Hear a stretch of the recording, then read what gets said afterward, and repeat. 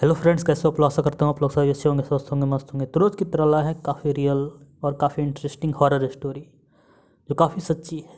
तो लगाइए हेडफोन और मज़ा लीजिए इस स्टोरी का। तो चलिए चलते हैं अपनी पहली कहानी पर। मेरा नाम शुभम परमार है। मैं बिहार के एक जिला भागलपुर का रहने वाला हूँ। मैं आज आपको एक घटना बताने जा रहा हूँ। यह मेरे ही साथ घटा था और ये बिल्कुल सच्ची घटना है।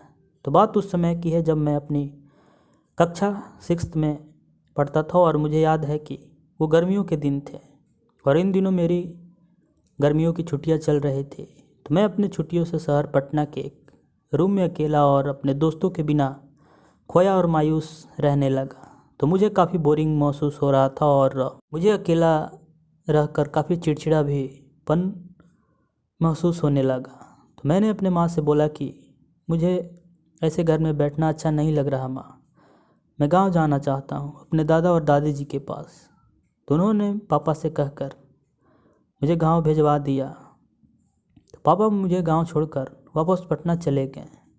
मैं यहाँ गांव आकर काफ़ी खुश था क्योंकि उन दिनों गांव का माहौल और चारों ओर खेत और बगीचे आम के और उन पर लटके हुए आम, जिसे हम ना चाहकर भी उसे कच्चे ही तोड़ने लगते हैं।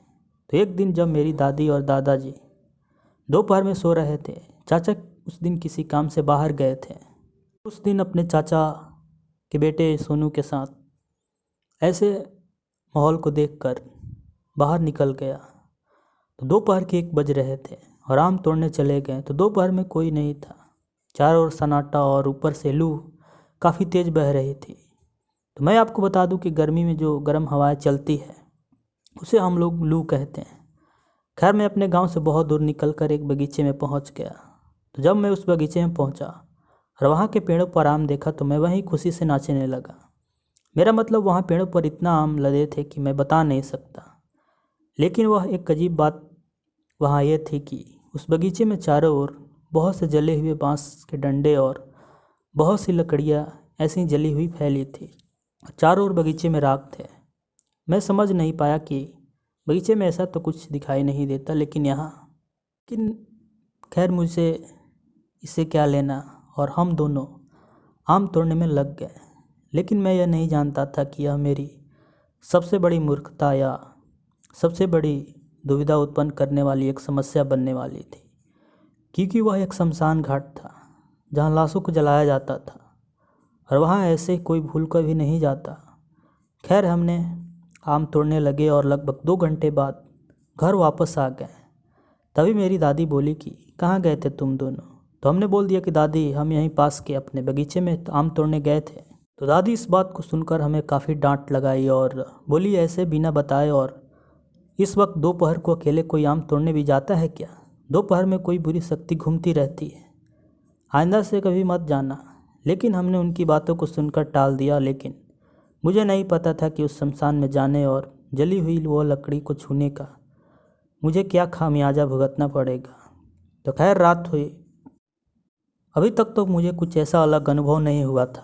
रात को सभी लोग मिलकर साथ खाना खाए और मैं भी अब खाना खाकर अपने कमरे में सोने चला गया। उस दिन मैं काफ़ी थक भी गया था, लेकिन कुछ ही घंटों के बाद ना जाने मुझे क्यों चक्कर आने लगा और सर काफ़ी घूमने लगा। मुझे अपने कमरे में अजीब सी मनहूसियत और एकदम घुटने वाली बदबू का अनुभव होने लगा।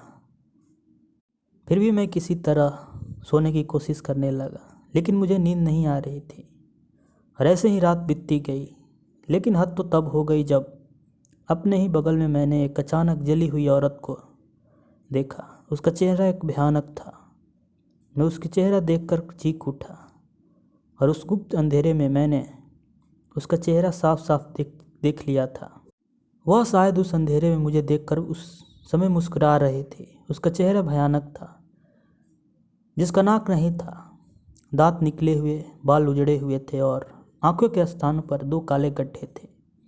उसका भयानक चेहरा देखकर मैं काफ़ी बेचैन और काफ़ी डर गया।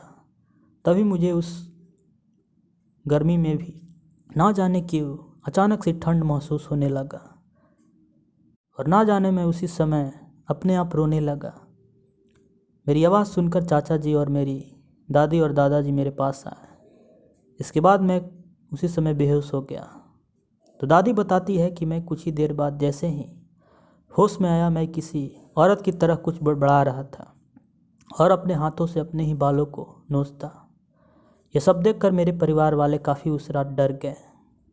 वे जान गए कि इसके अंदर कोई अवश्य बुरी शक्ति आ गई है। तो मेरी दादी ने मेरे चाचा को कहा कि तुरंत तुम उस पंडित जी को लाओ, वरना इसका बचना मुश्किल है। तो मेरे चाचा जी बिना देर किए उसी रात अपने गांव के एक पंडित जी को पकड़ कर लाए। वे पंडित जी ने मुझे जैसा देखा, वे समझ गए कि इसके ऊपर कोई ऊपरी साया है। वे मुझसे पूछने लगे कि तू कौन है? बोले, ये बालक तेरा क्या बिगाड़ा है, छोड़ दे इसे। तो बोलती, मैं इसे नहीं छोड़ सकती, इसने मेरे स्थान को अपने पैरों से बिगाड़ दिया है, ये मेरा अपमान किया है, मैं इसे अपने साथ ले जाऊंगी। तो पंडित जी ने कई मंत्र पढ़ा और हाथ में जल लेकर मुझ पर छिटकने लगे, तो वह जाने के लिए तैयार हो गई। खैर, मैं उस दिन किसी तरह बच तो पाया। तो पंडित जी ने मेरे दादी को बताया कि ये दोनों आपके पोते कल दोपहर को उस मरघट में गए थे और ये भी आम तोड़ने।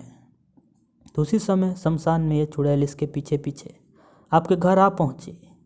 और वह एक सबसे बड़ी गलती कि यह शमशान से आकर भी उस दिन नहाया नहीं या अपने पर गंगा जल भी नहीं छिटका। तो पंडित जी ने मेरे परिवार वालों लोगों को बताया कि आंधा से आप लोग इसे बाहर ना जाने दें, वरना इसके बाद मैं भी इसे बचा नहीं सकता। और उस मरघट के पास तो बिल्कुल भी नहीं, वरना वो फिर से इसके पास आने की ज़रूर कोशिश करेगी। तो उस दिन पंडित जी ने मुझे कुछ धागे दिए और जिसे आज तक मैंने बांधा रखा है।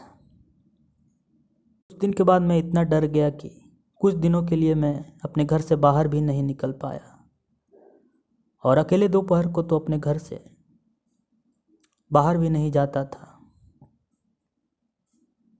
लेकिन आज भी कि ना जाने क्यों मुझे कभी कभी ऐसा लगता है कि मेरे साथ कोई मेरे आसपास यूं भटकता रहता है। तो खैर, आज की हमारी ये कहानी, पहली कहानी समाप्त होती है। तो चलिए चलते हैं अपनी दूसरी कहानी पर। मेरा नाम सुनील खंडेवाल है, मैं उड़ीसा का रहने वाला हूँ। तो मैं आपको अपना गांव का नाम तो नहीं बता सकता, लेकिन मैं इतना बता सकता हूँ कि मेरा गांव बहुत बड़ा और वो काफ़ी रहस्यों से भरा हुआ है। तो मेरा मतलब है कि मेरे गांव में आयो दिन ऐसी घटनाएं घटती जाती है जिस पर विश्वास करना कठिन होता है। तो एक दिन की बात है, मेरे भैया अपने पत्नी के साथ गांव में रहने आए थे। वे गांव के कई वर्षों के बाद गांव में रहने आए थे। तो उनके रहते लगभग 8 दिन हुए होंगे कि उनकी पत्नी अर्थात मेरी भाभी कुछ अजीब से बर्ताव में करने लगी और कुछ अजीब भाषाओं में बात करने लगी। तो मेरा मतलब है, उड़ीसा की एक भाषा होती है जिसे उड़िया कहते हैं। लेकिन हमें काफ़ी आश्चर्य हुआ कि हमारे परिवार में तो उड़िया भाषा कोई नहीं जानता, क्योंकि भले हम उड़ीसा में के इस गांव में रहते हैं, लेकिन हम उड़िया भाषा कहीं नहीं जानते और हम सभी हिंदी में ही बात करते थे। खैर, हमने सोचा इसे किसी ने बताया होगा या कोई और बात हो सकती है। लेकिन हद तो तब हो गई जब वह आधी रात को किसी को बताए बिना जंगल की ओर निकल पड़ी। तो आपको बता दूं कि हमारे गांव के पास ही एक बहुत बड़ा जंगल है जहां कोई नहीं जाता, यहाँ तक दिन में भी। लेकिन वो आधी रात ऐसे ही जंगल में हो गई। तो खैर, जब सुबह हुआ और जब मेरे परिवार वाले लोगों ने मेरी भाभी को अपने ही घर में ना पाया तो काफ़ी चिंतित और काफ़ी डर गए और पूरे गांव में हड़कंप मच गया कि आखिर बहू कहाँ जा सकती है। तो पूरे गांव वाले उन्हें ढूंढने लगे। तो वह उसी जंगल में एक पेड़ के पास मिली। इसे देखकर गांव वाले समझ गए कि इसे वही डायन ने अपना अगला शिकार बनाया है, जैसे वह कई औरतों को बनाई। तो दरअसल उस पेड़ के पास ही एक डायन को आज से 25 साल पहले एक औरत को कुछ गांव वाले लोग ने डायन समझकर उसे जिंदा जला दिया था, जिससे वह आज भी अपना बदला लेती रहती। तो शायद इसी कारण वो उसके पीछे पड़ गई।